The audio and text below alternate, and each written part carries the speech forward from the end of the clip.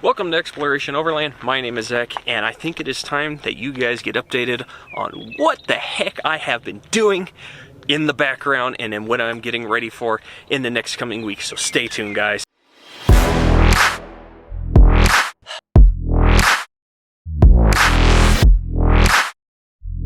If you haven't been following me on my other social media platforms, Instagram or Facebook, you guys won't really know what I've been doing in the background. I've had a ton of different things going on in between trips and gearing up for trips and things I've been doing. And I think it's time that I updated you guys here on YouTube if you haven't been following me there, because there are a ton of different things that I have had. There are a ton of things that I have had going on and still going on. So let's kind of get into how this is going to go.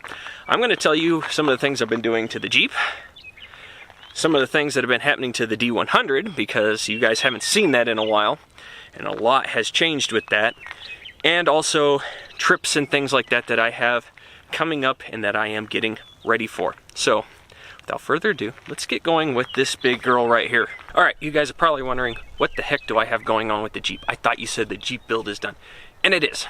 A lot of what has been going on is just been kind of some maintenance and some upgrades to things with the whole kitchen setup back here. So let's talk maintenance.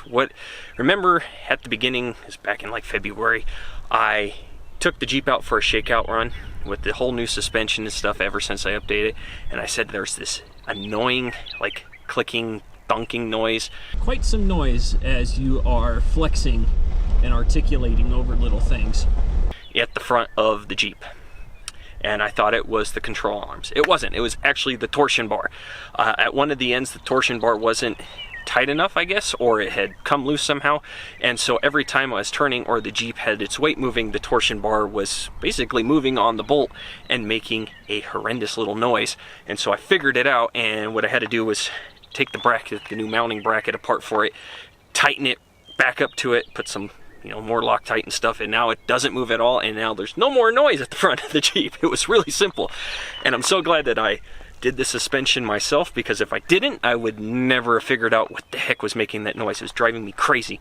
I kept thinking something was broke or wasn't working right, and kind of it wasn't working right. But now what do I have going on back here? Back here, a few things that are being updated is the slide for the fridge. The little locking mechanism, I'll show you guys here in a second, is just a hook and eye. And when I first did this, I thought, that'll work great. On the road, it does. It stops the fridge from sliding and smacking into the tailgate table. However, when I'm on the trail, that hook and eye just springs loose all the time, and then this thing is slamming into the tailgate table, and I'm constantly stopping to rehook it up. So I've now got a new sliding latch that I'm going to put on there that is going to lock this puppy in place when I am on the trail, and I don't have to worry about it thunking into my tailgate table anymore. It's been quite annoying. Also, my little rope handles here, I don't know if you guys can see them right now. Like I said, I'll show you guys all this in a second. I've actually got some knobs for the drawers and stuff now to use. Once again, if y'all were following me on my other social media accounts, I had some surgery on my wrist about 3 weeks ago. By the time you guys see this, it'll have been about four weeks ago. It's been about a month. But I had some surgery on my wrist, and now I can no longer really pull on those ropes anymore. So it's real simple. Just gonna have some knobs put in there, and boop, just as easy. Because once these are loaded down with stuff for my adventures, they're kind of heavy to just pull with those ropes. So I was kind of being budget friendly at first, and now I'm gonna put some knobs.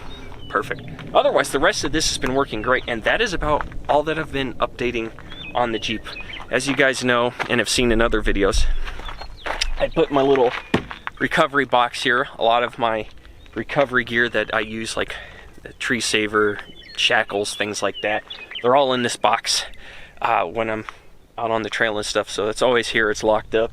I mounted it there and moved my shovel here. It's actually really nice having it right there, because it's even quicker to get to than where it was in the Jeep. In the Jeep, it was quick to get to, but once you put stuff on it, you just have to throw things around. So quick, easy access. It's called an Apache box from Harbor Freight. Not a sponsor of the channel, but it was like 30 bucks, guys. It's like a cheap version of a Pelican case. It's waterproof. I've had no water in it. It's really easy to mount the things. I love it. But that is all I've got going on with the Jeep. Nothing else has changed with the Jeep, and I'm not really changing things with the Jeep. There are little upgrades I would like to do later on down the road, but like I said, the build here is done. Now, oh, one other thing, because I forgot, and I don't have it out here. You'll see it here in a second. I had issues with my Rhino Rack 270-degree bat wing awning. On the hinge that it pivots on, one of the little plastic things that connects to the pole that, you know, is one of the arms that hangs out, broke. On my first trip out with it, it broke. I was just opening it, and all of a sudden it had tension, and when I let off the tension, because it wasn't wanting to move, the second I let off, I heard a snap. This little plastic thing that holds it in place broke. It's obviously a common problem with Rhino Rack, and I say obviously because in the instructions, which I didn't know this until I read them further, that it breaks quite a bit. So they supply you with extras when you buy it. I did not know that. It was a very easy fix. If you guys would like a video on how that's fixed, just let me know in the comments below. I'll gladly film a video on what I did to fix the problem and show you guys. But it was really annoying. But otherwise, that's been working great. The roof rack's been working great. The little container that call it a container. It's like a secure platform that I stick my jerry cans up. Works awesome. I've been loving it. But that's all with the Jeep. Now, I'm gonna flip you over to the garage and I'm gonna update you on what's been happening with the D100. Now let's talk about the D100 here. So, the D100, last time you all saw it, I was revealing it in its brand new yellow paint job that some people hated and some people liked, and I love, so it didn't matter. But that was the last time. Since then, I have been driving it, using it all winter long, things like that, up until February. February, I got in it to start it, and all of a sudden I had smoke bellowing out from under the dash. And what actually had happened was the fuse block had a live wire on the back of it that I didn't know about, that wasn't secured to anything, and eventually hit metal and created an electrical fire. Yeah. So, though I stopped the engine and everything, I had to disconnect the battery, got the fire put out, and that just kind of was the final straw to me going, okay, I've had enough. And I have ripped out the entire dash. Everything is gone. I ripped out the wiring, I ripped out the dash, I ripped out everything but the fuel tank. I took it all out, and it has just sparked resto project completely. Meaning that I even tore into the engine. So I have just completely stripped this thing down. I've got all sorts of parts back here. I have an ultimate goal for this truck, besides just restoring it, that I'm not going to reveal everything just yet. But I can tell you that it'll be pretty cool when it's done. But I've removed the fenders because there is, as you guys can possibly see, there's some rust here, there's some rust here. I got a lot of different little, they're not like huge rust spots, and they're not deep. It's just little tiny things in small areas that I had no idea until you start digging. I dug, and then I've got the engine. Now I've started pulling the engine apart bit by bit and taking off the fenders. Gives me that ability to get even closer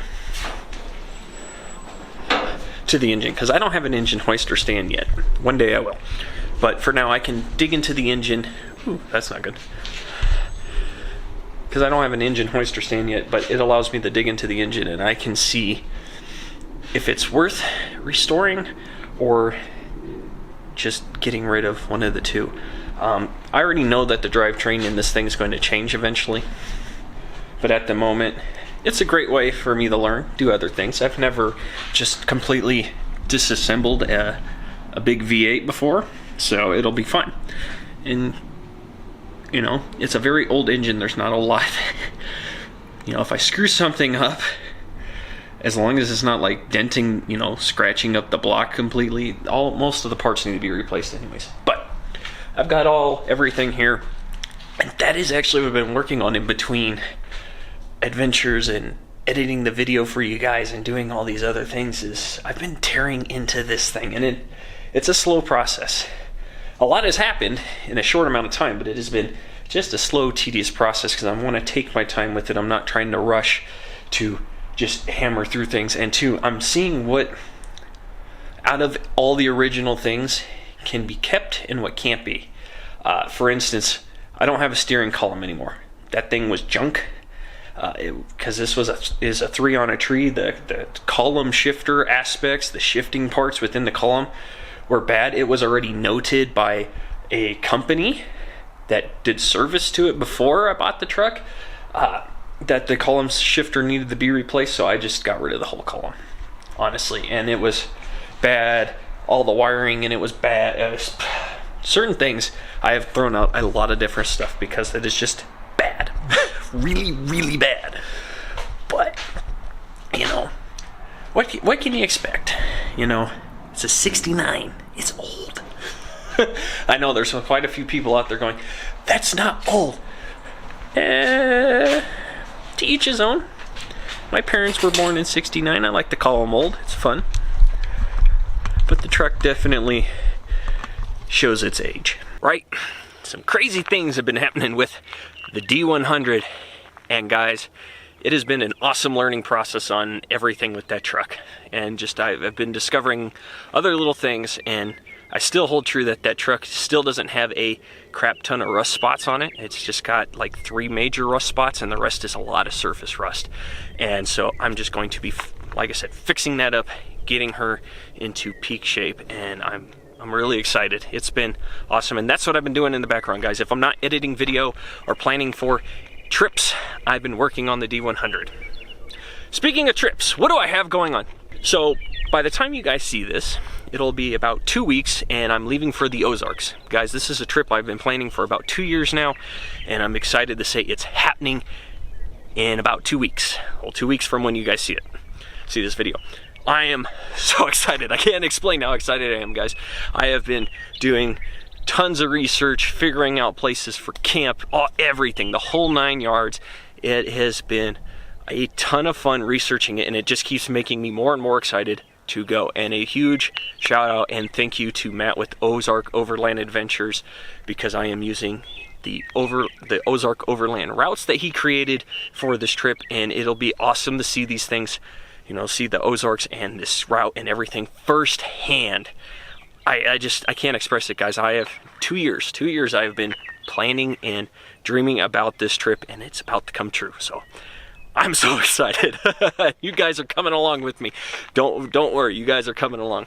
Then after that, guys, starting in May and every month going all the way until I think either it's October or November. I think my last one's in November. It's BDR time, guys. Like I promised you all last year in the last update video, I am hitting a bunch of different BDRs. And in May, I'm starting with the Arizona BDR. And I don't know if I'm going from north to south, south to north. I've been doing my research into things. I just haven't figured out which end I want to start at. And I will let you guys know on social media. Go check out those. The links are in the description below. Go click it. Because that's where I'm going to tell you guys which end I'm starting from. And like I said in my last update video, and if you haven't seen that last update video, there will be a little thing that pops up here for it. But I'll tell you, you guys are more than welcome to join me. There is always a way to reach out to me for a private message. Figure out a way. You guys can let me know. And if you want to join me, you are more than welcome to. I'm not against it. But I will be starting from BDRs, hitting them. Boom, boom, boom. Every month there will be a BDR. I'll be coming home for a week or two, editing film like crazy, fixing the Jeep, making sure everything's good to go. And then I'm back out on the trail again to hit another BDR. Because like I said, guys, I'm going from start to finish. Whatever end I start on, from point 1 to point 2, I'm going to do the whole BDR, and I don't plan to exit unless something happens, or I have to exit the BDR. And we're going to see just how friendly these are for rigs. Like I said before, most of them you can get a full-size rig on, even though they were made for motorcycles. And throughout my research, because I'm still researching, and I've been working on research little by little, for the most part, everything has somewhere that a full-size rig can get. But that is your update, guys. That is what I have had going on in my life over the past few months, and what I've got going on in the background and the whole 9 yards. And like I said, Every month I have got some kind of trip, and starting May till November it is BDR time, and in the summer I'll still hit trips here in Colorado because there's a ton of trails I haven't hit, and some day trips here and there, guys. But thank you so much for joining me. Go ahead and hit that subscribe button, guys. If you have not already, hit that button. I have a goal of hitting 2,000 subscribers by the end of the year, and I know that doesn't seem like a lot to a lot of people, but for me it's huge. So go ahead, hit that button, help me out. Also, like I've been saying through the whole course of this video, links are in the description for my other social media platforms. You know you want to click it. That's where all my updates happen, guys. Go click those buttons. Also, if you'd like to contribute to the channel, a link is in the description to my Patreon page, where there is just exclusive stuff that I give to Patreon members. So if you'd like to contribute, it's greatly appreciated. The link is in the description below, as well as links to everything I put on this Jeep. Everything that I've been using on the Jeep, it is in the description below. If something seems missing and you don't see it and you saw it in another video, let me know, and I will make sure that that link appears, because there are probably some things that I've missed.